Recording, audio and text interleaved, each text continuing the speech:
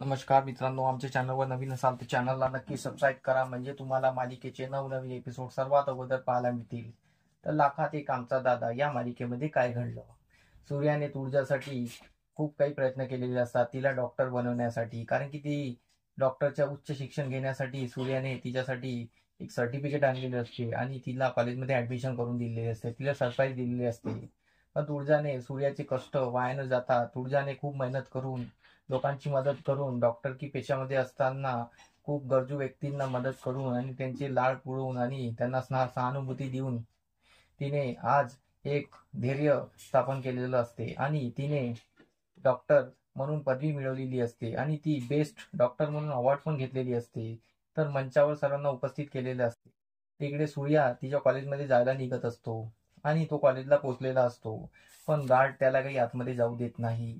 तर सूर्या बोलतो की माझी बायको आतमध्ये आहे. तर गार्ड बोलतो तरी तुम्हाला जाता येणार नाही, हे फक्त डॉक्टरसाठी अवॉर्डचा फंक्शन आहे, ते तुम्हाला जाता येणार नाही.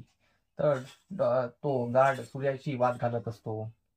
इकडे मंचावर उपस्थित सर्व मंडळी तुळजाची खूप कौतुक करत असतात. तुळजाने केलेल्या कामगिरी हे ते पोस्टरवर म्हणजे सिने स्क्रीन आणि टीव्हीवर दाखवत असतात आणि सांगत असतात तुळजाने खूप प्रयत्न करून ही डिग्री मिळवलेली आहे आणि स्वतःच्या सहानुभूतीमुळे आणि स्वतःच्या कष्टामुळे तिने आज बेस्ट डॉक्टर अवॉर्ड पण मिळवलेला आहे.